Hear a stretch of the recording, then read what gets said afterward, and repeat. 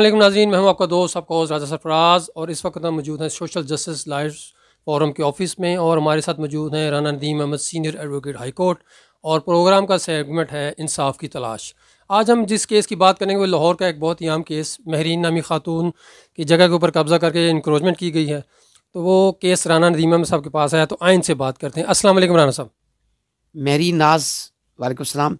मेरी नाज जो है खातून ने कपूरथला हाउस में 2 मरले 111 स्क्वायर फीट का एक घर परचेज़ किया।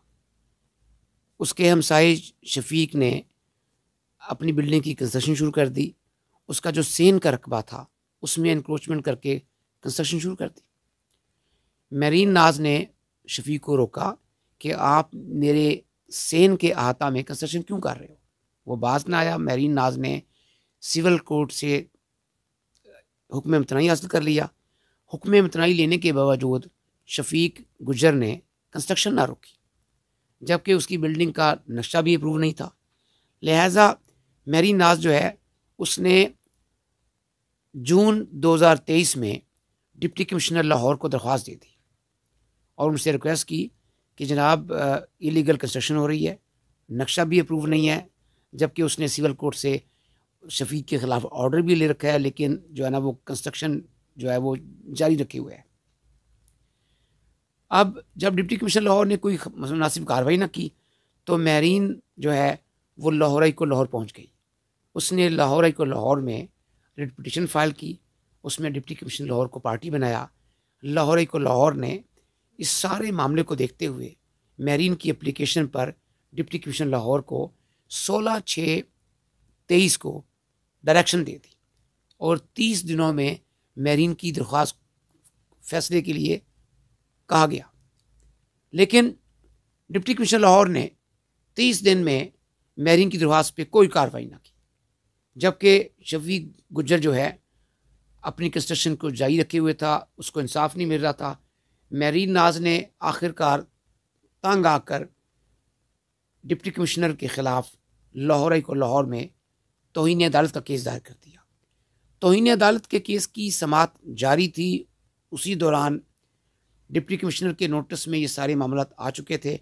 डिप्टी कमिश्नर ने अपने ADCR को ये मामला सुपुर्द कर दिया।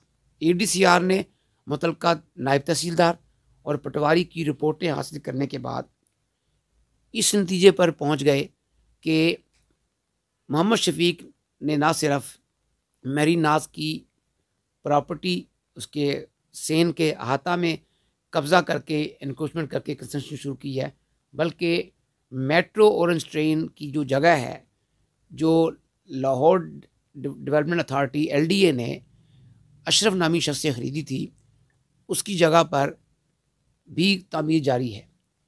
तो लिहाजा 7/12/23 को एडिशनल डिप्टी कमिश्नर रेवेन्यू ने चीफ ऑफिसर कॉरपोरेशन को हुक्म जारी कर दिया कि एनक्रोचमेंट को रिमूव करे।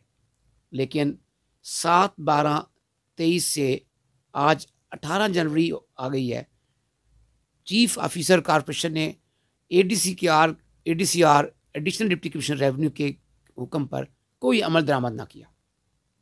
मामला क्योंकि लाहौर हाई कोर्ट लाहौर में ज़ेर समाअत था, हाई कोर्ट के जस्टिस ने आज मेरीन नाज की तौहीन अदालत की पिटीशन को डिस्पोज ऑफ करते हुए चीफ ऑफिसर कॉरपोरेशन को हुक्म जारी कर दिया कि वो 7/12/23 ADCR के ऑर्डर पर इम्प्लीमेंट करते हुए जो है वो इम्प्लीमेंट करते हुए प्रॉपर्टी की जो इंक्रोचमेंट है उसको रिमूव करे और उसकी रिपोर्ट जो है डिप्टी स्टार जुडिशल के पास दाखिल करे।